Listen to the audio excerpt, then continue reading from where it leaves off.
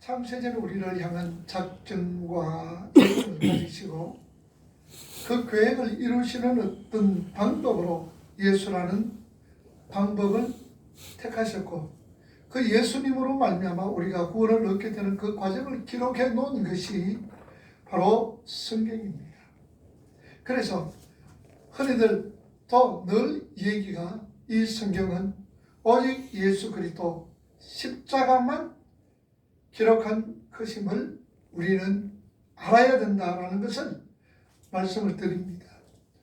창세기부터 시작해서 요한계시록까지 우리가 발견할 수 있어야 되는 것, 우리가 볼 수 있어야 되는 것, 마음에 새겨야 되는 것은 예수 그리스도요, 그리고 그분의 십자가입니다.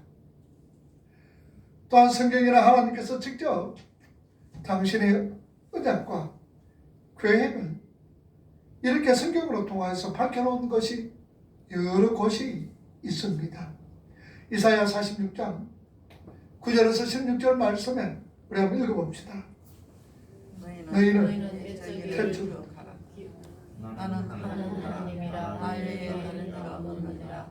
나는 하나님이라 나 그니가 없느니라. 내가 성령과 절마를 하리며 아직 이르지 아니한 일을 일찍부터 보이고 이러기에 나의 뜻이 설 것이니 내가 나의 모든 기뻐하는 것을 이리라 하였노라. 11절 내가 동쪽에서 사랑하는 나의 짐승을 부르며 먼 나라에서 나의 뜻을 이룰 사람을 부를 것이다. 내가 말하였은 것 반드시 이룰 것이요 계획하였은 것 반드시 시행하리라. 12절 마음이 완악하여 거기에서 멀리 떠난 너희여 내게 들어라.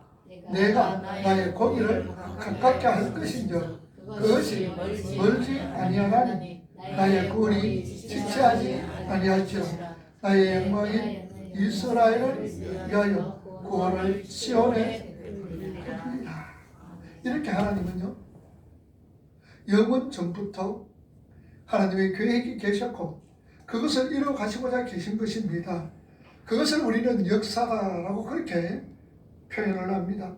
뿐만 아니라 디모데후서 1장 9절에 보다 하나님은 우리를 구원하사 거룩하신 소명으로 부르심을 우리의 행위대로 하심이 아니요 오직 자기의 뜻과 영원 전부터 그리스도 예수 안에서 우리에게 주신 은혜대로 하심이다라고 말씀을 하고 있습니다. 그러니 우리의 구원은 하나님께서 원하시는 대로 이루어가는 것이지 우리가 무엇을 요구하거나 보태거나 할 수가 없다라는 말씀입니다. 로마서 8장 28절에서 30절 말씀에 보면은 이와 같은 말씀을 또한 성경은 우리에게 말씀해주고 있습니다. 우리가 알거니와 하나님을 사랑하는 자 곧 그 뜻대로 부르심을 입은 자들에게는 모든 것이 합력하여 선을 이루느니라. 하나님이 이미 하신 자들을 또한 그 아들의 형상을 본받게 하기 위하여 미리 정하셨으니 이는 그로 많은 형제 중에서 아들이 되게 하려 하심이라. 30절 또 미리 정하신 그들을 또한 부르시고 그들을 또한 의롭다 하시고 어렵다 하신 그들을 또한 영원롭게 하셨느니라. 이처럼 창세전에 택하시어 부르심을 먼저 입고 그리고 성령에 의해서 거듭나게 되며 그러한 자들이 신앙을 갖게 되고 또한 그 자들이 의롭다 체험을 받는 것입니다.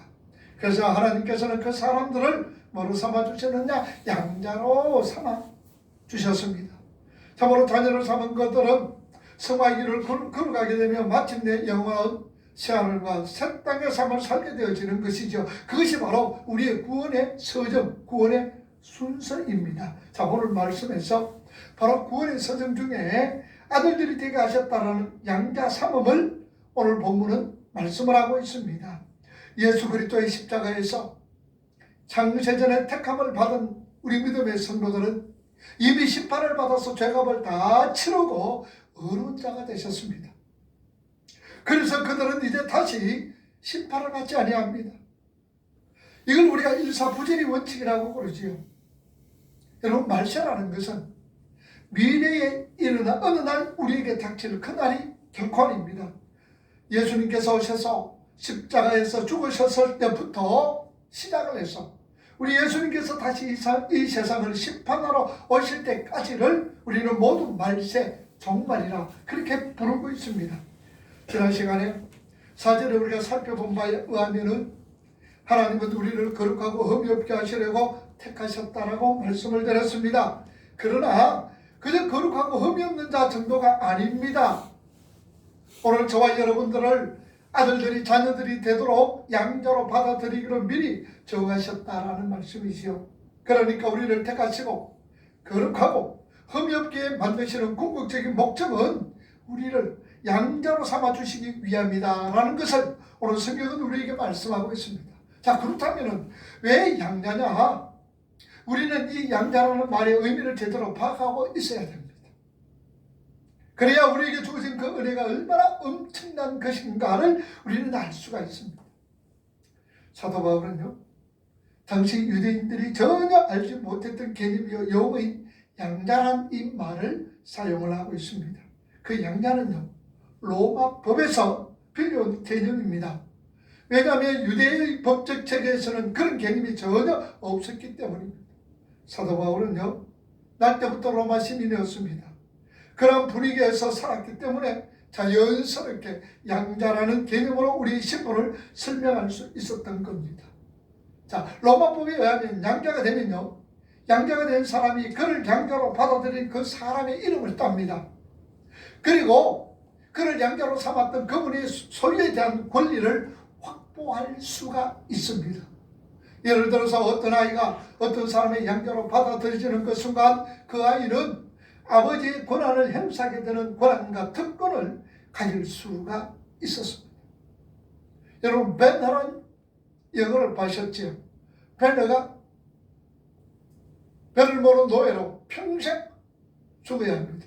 그런데 전쟁이 일어나서 집정관을 살려줍니다. 그래서 벤너는 집정관의 아들이 됩니다. 그 아들이 되는 표시로 반지를 껴줍니다. 그 반지는 그 집정관의 모든 권한과 특권을 이 사람에게 물려준다는 의미입니다. 그래서 벤너를 그 집정관의 양아들로 삼합니다.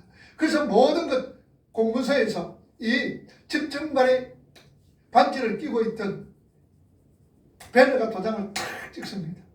그러면은 벤너는 그 집정관이 가지고 있던 모든 권리와 특권을 누릴 수가 있습니다. 그러니 그 당시는요, 적자들에게는 아버지가 재산을 물려주지 않아도 괜찮아요. 그런데 양자들에게는 반드시 그 재산을 물려줘야 합니다. 그게 법입니다. 여러분, 누가복음에 나오도요, 누가복음 2장 1절 보면은 아우구스도 왕이 나옵니다. 그래서 모든 유대인들에게 호정령하라고 말씀을 하고 있죠. 그 아우구스투스가 로마 황제의 제1대 황제입니다. 그 아우구스투스가 누구의 아들이냐? 시제의 양아들입니다. 시제의 양아들 옥타비아누스가 1대 왕이 되어서 안토니우스와 전쟁을 해서 이깁니다. 그래서 로마의 실권을 가집니다. 그 안토니우스 전쟁에서 누가 안토니우스 장군에게 힘을 실어주고 같이 전쟁에 참여했느냐? 여러분 잘 아는 클레오파트라였습니다. 그래서 안토니우스가 전쟁에 패했다는 소리를 듣고 클레오파트라는 자살을 하게 되어지는 겁니다. 그래서 안토니우스에게 모든 것을 이제 로마로 평정합니다. 그리고 옥타비아누스는 아우구스투스라고 해서 로마의 첫 번째 황제가 되어집니다. 그 시제의 양아들입니다.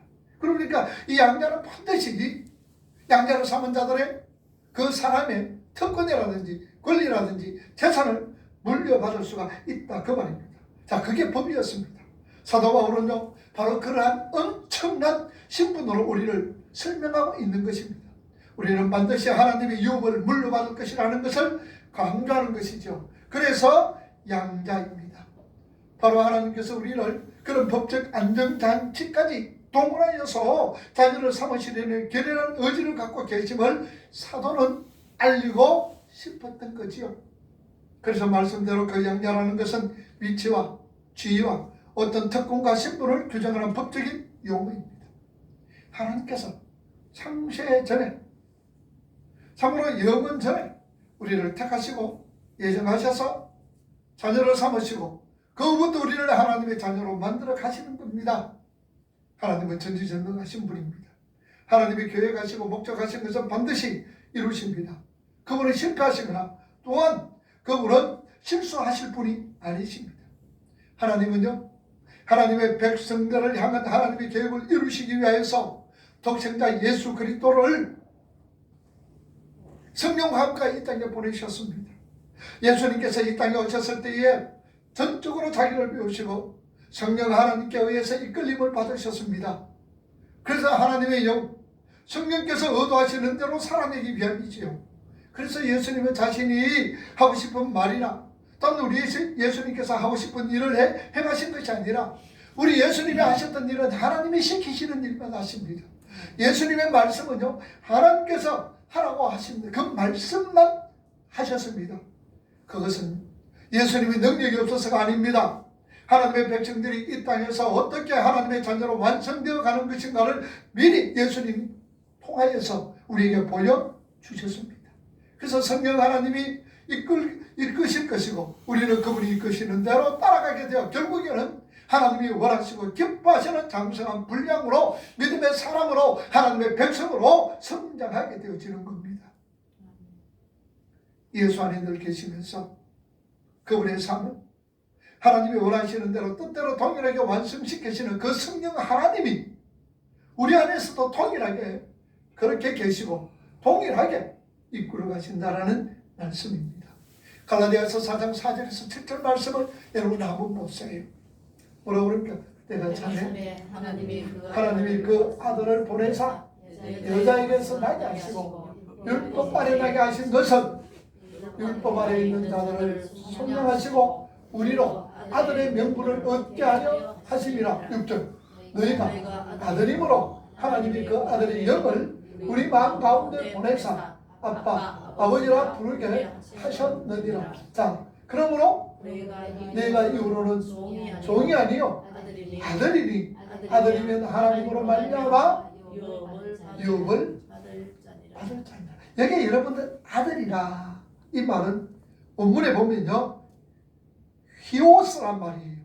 이 히오스란 이 말은 법적인 아들을 말하고 있습니다. 그리고 성경에는요 또 형통적인 아들도 현원적인 아들을 얘기하고 있어요. 그걸 뭐라고 그러냐? 자녀 테크노란 글을 쓰고 있습니다. 요한복음 1장 12절에 영접하는 자, 그 이름을 믿는 자에게는 하나님의 자녀가 되는 요 자녀란 이 말은 테크논이란 이 말입니다. 그 현원이란 말이에요. 오늘 갈라디아서 4장 4절에서 7절, 6절 말씀, 7절 말씀에 나오는 그 아들이니 요 아들은 휘오스란 말이에요. 법적으로 아들이 된 거예요. 그러니까 하나님으로 말미암아 무엇을 받을 자다? 무엇을 받을 자? 유업을 받을 자리라라고 말씀을 하는 거예요. 그 유.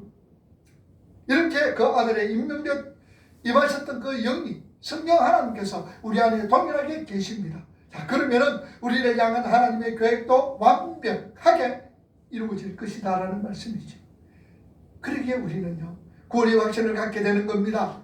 그렇지 않고 우리의 실존으로 절대 확신을 가질 수가 없는 거예요. 우리가 믿음으로 우리는 반드시 그분의 자녀로 완성될 것이라는 확신을 가져야 합니다. 자, 그런데 지금은 내 자신의 모습을 보니까 나는 안 돼? 난 가짜인가 봐? 나는 어쩔 수 없는 인간인가 봐? 라고 생각이 되어진다면 지금의 모습으로 여러분들 판단하지 마세요. 혹 불가능해 보일지라도 그러나 하나님의 능력을 신뢰한다면 결단코 낙심하거나 절망할 이유가 없습니다. 반드시 하나님의 계획과 하나님의 뜻은 내가 하나님의 백성으로 지어져 가는 것, 그리고 우리에게 영원한 기업을 물려주신 것, 기업 유업으로 주신다라는 이 확신은 우리를 절망 가운데서, 우리를 낭만 가운데서 일으키실 것이다, 그 말입니다. 아멘. 그러니 여러분들은 어떤 상황이라도 나는 하나님의 백성으로 지금 내 꼬라지가 이렇다 할지라도, 지금 내 폼이 볼 것 없다 할지라도, 정말 불가능하고 절망적이다라고 느껴질지라도 하나님은 나를 창세전에 택하셨고 나를 위하여서 십자가 예수 그리스도 십자가에서 죽게 하셨고, 그리고 하나님은 나를 양자로 삼아주셔서 아들들이 되게 하시고 자녀 되게 하셔서 하나님의 유업 물려주셨다라는 이 확실한 믿음을 꼭 간직할 수 있기를 바랍니다. 아멘. 그러게 로마서 8장 23절과 28절 말씀 우리 한번 읽어봅시다.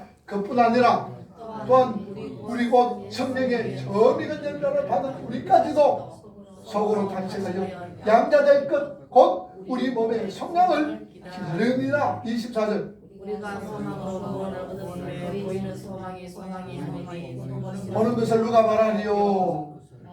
마음을 살피시는 이가 성령의 생각을 하시라니 이런 성령이 하나님의 뜻대로 성도들을 위하여 강구하심이니라. 28절. 우리가 알거니와 하나님을 사랑하는 자 곧 그때로 부르심을 입은 자에게는 모든 것이 완벽하여서 이루어 주십니다. 우리의 영혼은 구원받았습니다. 영혼은 구원받은 거예요. 그러나 우리의 몸은 아직 죄의 몸입니다. 그래서 이렇게 죄에 시달리고 있는 거예요. 세상 사람들은 죄를 지으며 신이 납니다. 그러나 우리 믿음의 성도들은 죄를 지으며 너무나 괴롭습니다.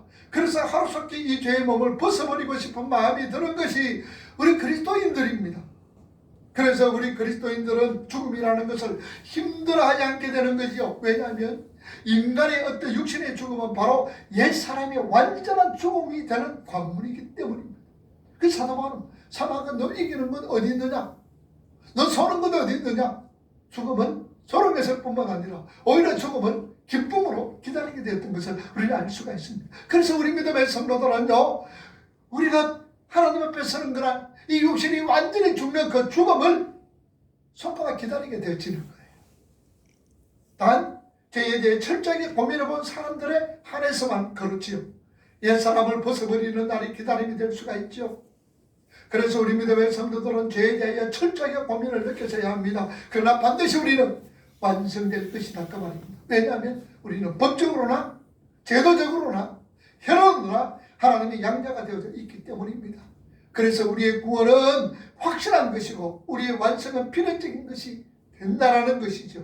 그래서 베드로후서 3장 10절에서 13절 말씀은 이렇게 베드로 사도는 고백을 합니다. 그러나 주의 날에 이룬 것 같이 오리니 그날에는 하늘이 큰 소리로 떠나가고 물질이 뜨거운 물에 풀어지고 땅과 그 중에 있는 모든 일이 드러나리로다. 11절. 이 모든 것이 이렇게 부러지리니 너희가 어떠한 사람이 되어야 마땅하자 거룩한 행실과 경건함으로 하나님의 날이 임하기를 바라고 간절히 사모하라. 그날 하늘이 불에서 타서 풀어지고 물질이 뜨거운 불에 녹아지려니와 우리는 그의 약속대로 의가 있는 곳이 새하늘과 새 새 땅을 바라본다. 성경 말씀처럼 이 땅의 모든 원소들은 다 불타버릴 겁니다. 이 땅의 모든 것은 변화하며 불타버릴 것뿐이죠. 절대적으로 영원한 것 없습니다. 이 세상의 것은 오직 하나님과 영원한 하나님 나라밖에는 영원하며 절대적인 것이 이 세상에는 아무것도 없습니다. 그런데 오늘날 예배당 안에서도 특권층을 부러워합니다. 높은 지위를 부러워하고 심지어 그것들을 추구하며 살자, 높은 데 고지로 올라가자, 이렇게 설교까지 나오는 것을 바라보며 마음이 서글퍼지는 거예요. 어떻게 우리 하나님의 백성들에게 불타버려 없어질 것을 추구하면서 살아가느냐 그 말입니다. 옛 성도 사도 바울은 이렇게 세상의 모든 것을 배설물로 여겼는데 어떻게 하나님의 백성들이 교회 안에서 하나님의 말씀을 선포하신다면서 배설물과 같은 것을 추구하면서 불타 없어질 것을 여러분들 추구하면서 살아라고 어떻게 이런 말씀을 하실 수가 있느냐 그 말입니다. 여러분 누가복음 16장에 보면요, 부자와 나사로의 얘기가 나옵니다. 여러분 부자가 어디 갔습니까? 지옥의 물 가운데서 가지고 있던 것이 무엇이 있었느냐 그 말입니다. 아무것도 없었습니다. 거기는 완전히 벌거벗은 채로 불타는 일밖에 없는 거예요. 무덤 너머로 가져갈 수 있는 것은 이 세상의 것 아무것도 없습니다. 근데 그 부자는 어떻습니까? 지옥에서 지금 불타고 있습니다. 그런데 그가 이 세상에 살면서 매일 잔치를 벌였습니다. 이 세상에 있는 거 모든 것 가지고 있었습니다. 좋은 옷에다가 첨단의 유행을 따라서 하고 싶은 것을 다 하면서 살았습니다. 그런 세상에 있는 거 모든 것 다 놓고 지옥에서 오늘도 불타고 있다는 사실입니다. 그러나 여러분은 나사로를 봅시다. 나사로는 이 땅에서 아무것도 가진 것 없습니다. 개처럼 산에서 떨어지는 부스러기나 먹으며 살던 사람이었습니다. 그런데 그가 하나님의 택한 백성이 되었습니다. 그 거짓 나사로는 저 하늘에서 모든 것을 가진 자 부자가 되었다라는 말씀이죠. 우리는 그것이 하늘과 새 땅을 바라보며 살아가는 자들이지 이 땅에 다 두고 갈 것을 그렇게 그것을 추구하면서 살아가는 자가 결코 아니다라는 얘기입니다.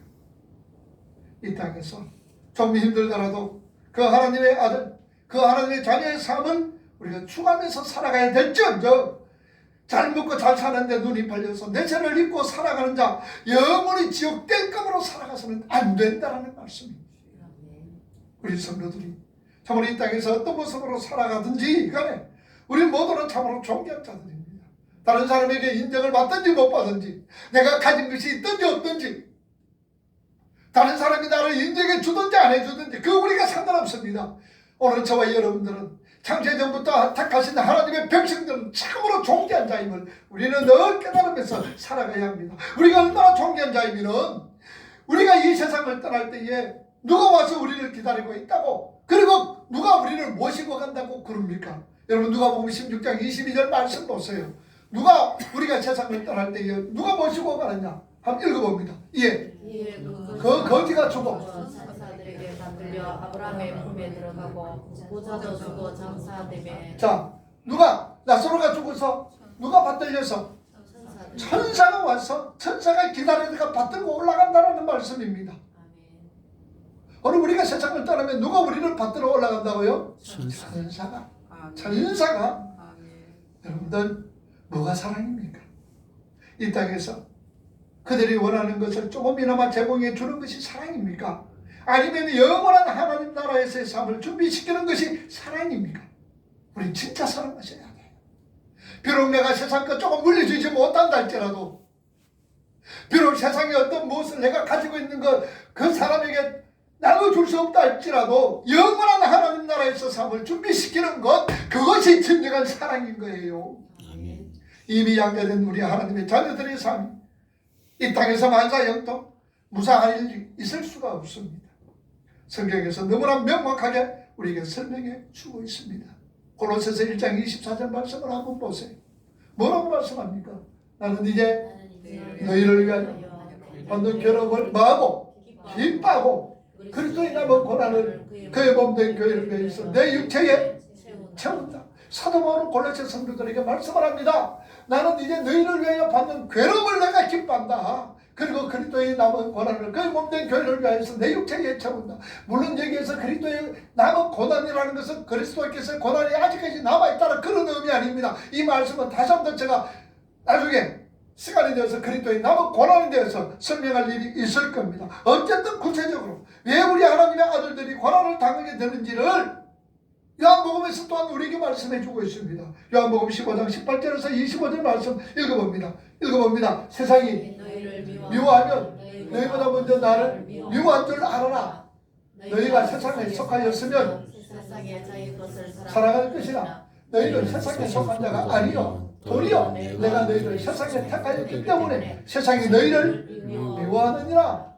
내가 너희에게 종이 주인보다 더 크지 못하다 한 말을 기억하라. 사람들이 나를 박해하였은즉 너희도 박해할 것이요 내 말을 지켰은즉 너희 말도 지킬 것이라. 21절 그러나 사람들이 내 이름으로 말미암아 이 모든 일을 너희에게 하리니 이는 나를 보내신 너를 알지 못함이라. 22절 내가 와서 그들에게 말하지 아니하였더라면 죄가 없으려니와 지금은 그 죄를 핑계할 수 없더라. 왜? 23절에 나를 미워하는 자는 또 내 아버지를 미워하는 자입니다.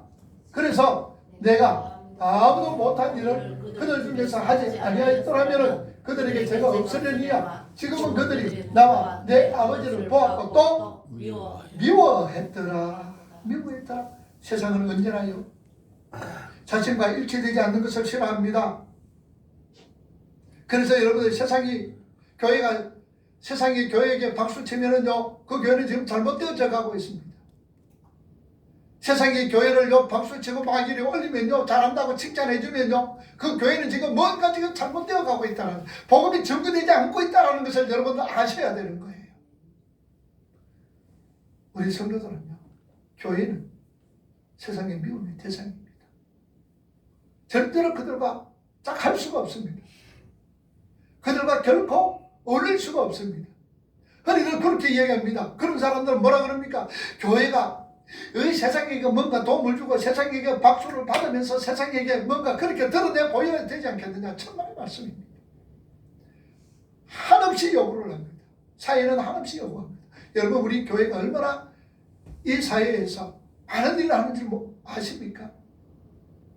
도와주고 또 봉사하고 헌신하는 것, 세상의 사람들보다도 이 나라에서 일어나는 70%가 교회에서 합니다. 그러면서도 더 요구를 하는 거예요. 하지 않으면 교회가 왜 저러냐고 손가락질하고 이렇게 난리를 지키고 있습니다.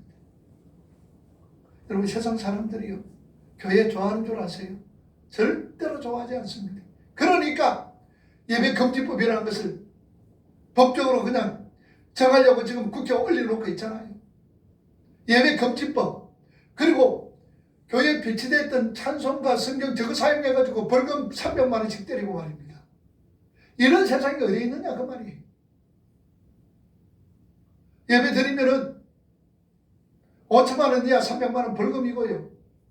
2년 이하 전역 사는 법이 지금 올라가 있습니다.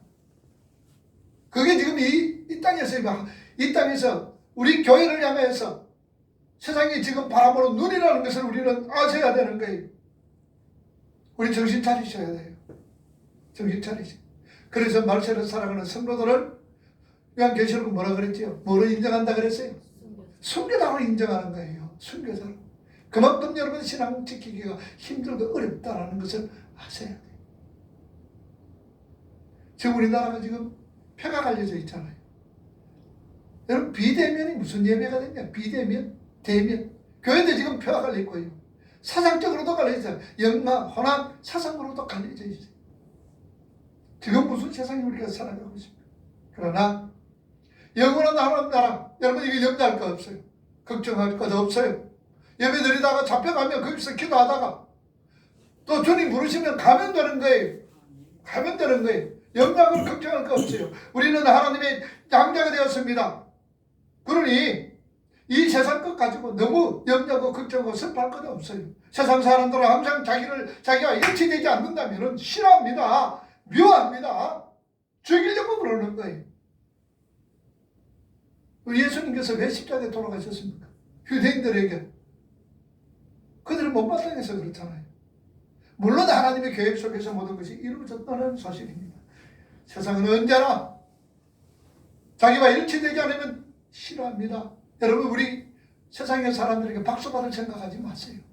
잘한다고 여러분들 인정받으려고 생각하지 마세요. 그런데 내 자녀들에게 세상 사람들에게 인정받으려고 그렇게 살아요. 세상 사람들에게 인정받으려면요, 예배 못 드립니다. 예배 안 드려야 됩니다. 신앙과 멀어져야 됩니다. 그걸 어떻게 내 자녀들에게 강요할 수가 있고 내 이웃들에게 내가 살아가는 사람에게 어떻게 강요할 수가 있느냐 그 말입니다. 여러분, 갈릴레오가 어떤 사람입니까? 갈릴레이가 지구는 둥글다라고 얘기합니다. 지구는 둥글다라고 얘기했습니다. 그때는 모든 사람들이 지구는 네모난다라고 생각을 했죠. 그랬더니 사람들이 이 갈릴레오를 어떻게 해서 화형에 치려고 그랬습니다. 화형에 치려고. 그러다가 언젠가는 본인들도 이제 지구가 둥글다라는 걸 알았습니다. 그러니까 로마 교황청에서 뭐라 그렇습니까?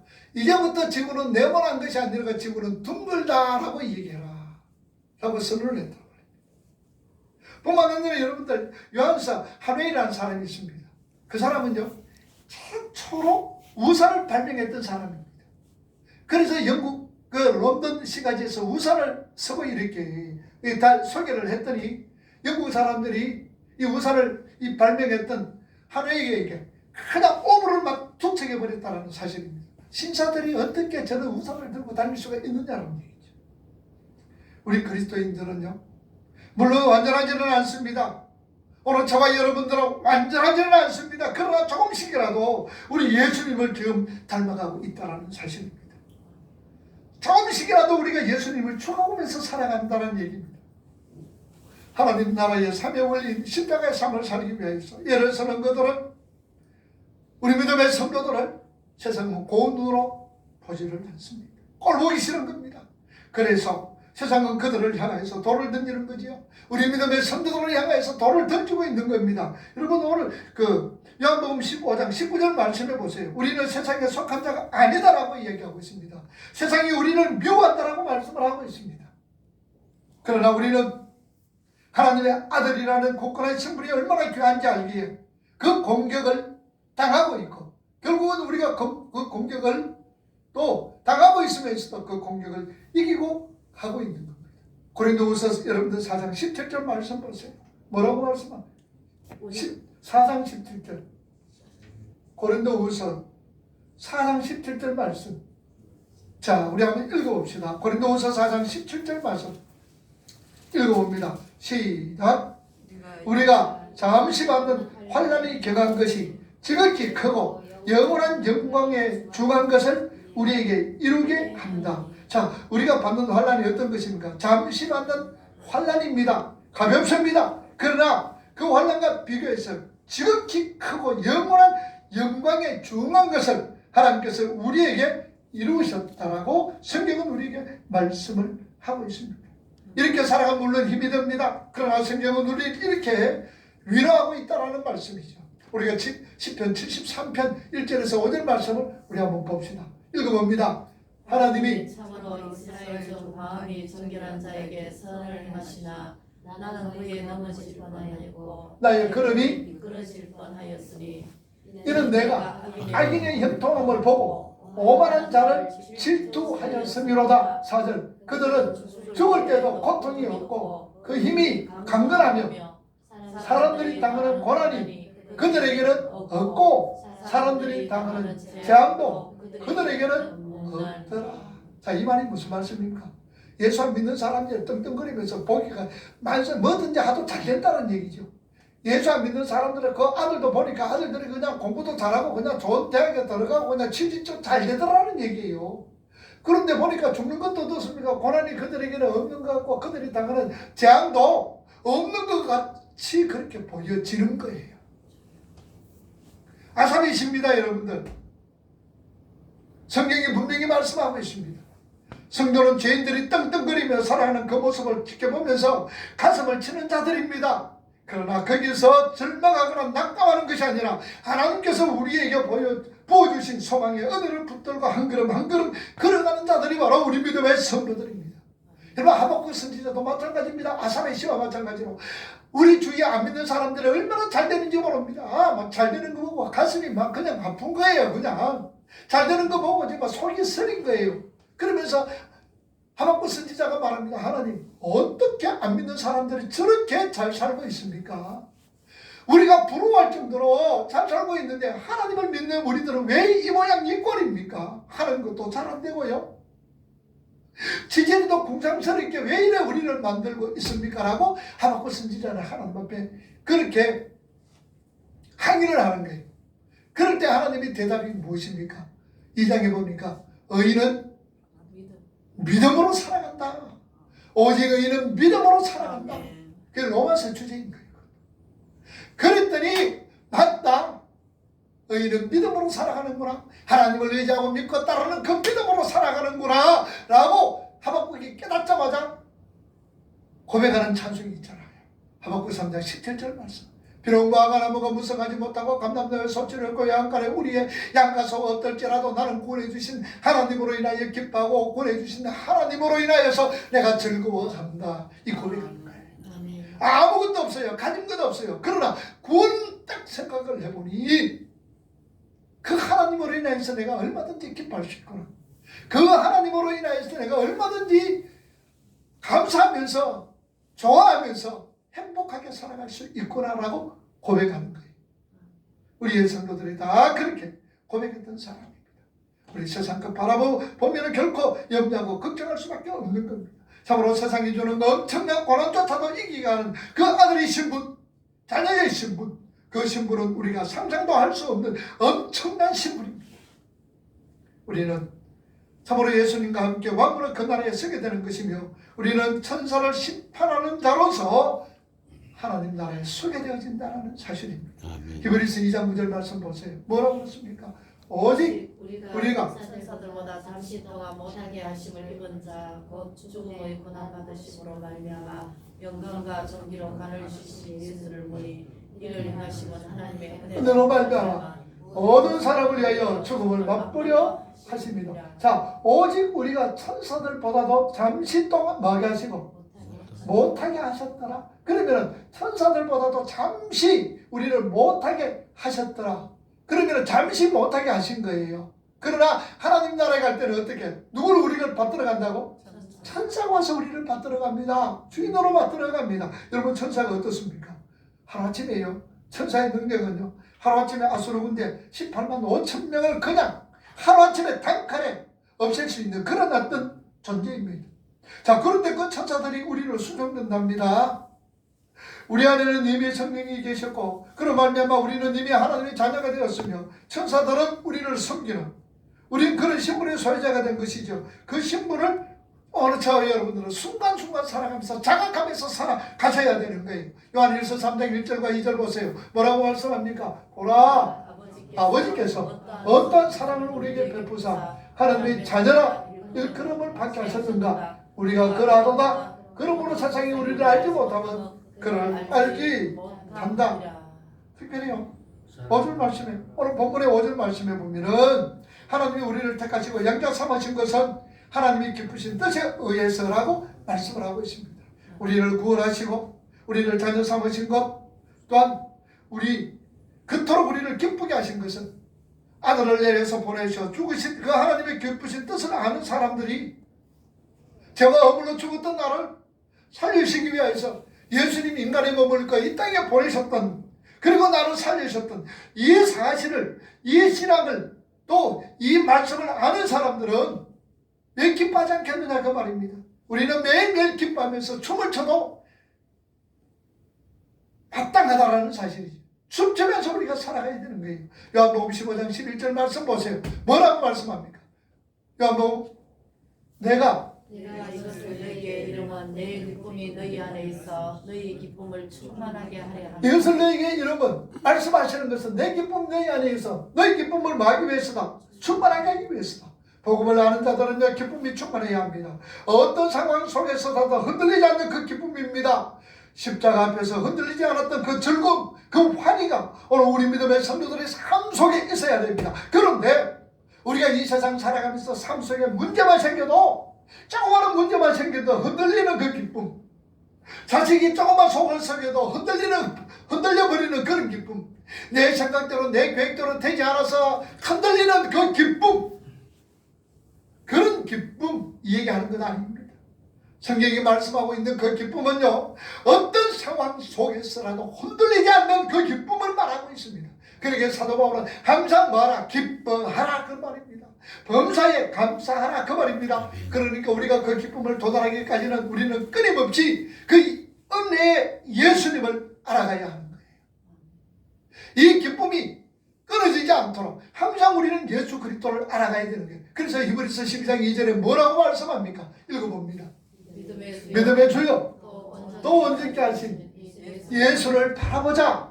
그는 그 앞에 있는 기쁨을 위하여 십자가를 참으사 부끄러움을 개의치 아니하시더니 하나님 보좌 우편에 앉으셨으나 예수님을 바라보는데 예수님은 그 앞에 있는 기쁨이 뭡니까? 하나님 보좌 앞에 보좌 우편에 앉아 있는 그 모습, 그 기쁨을 위하여서 십자가를 어떻게 참으셨단 말입니다. 부끄러움을 개의치 아니하셨다는 말씀입니다.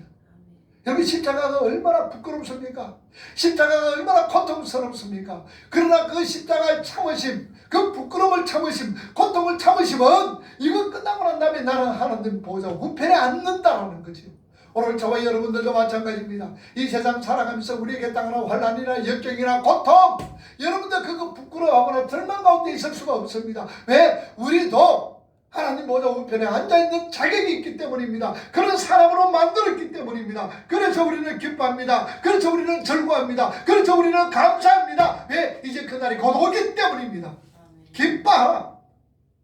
지금 우리 믿음의 성도들, 오늘 저와 여러분들에게 향하여서 외치는 하나님의 음성을 우리가 들으셔야 합니다. 기뻐하라, 기뻐하라, 기뻐하라. 지금의 환경으로 인하여 좌절하거나 슬퍼하지 마라.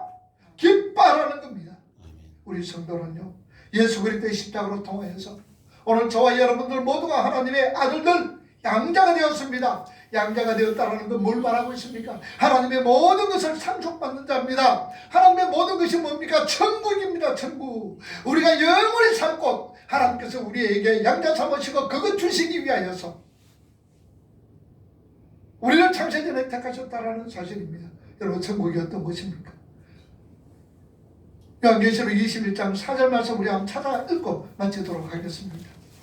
요한계시록 21장 4절 말씀.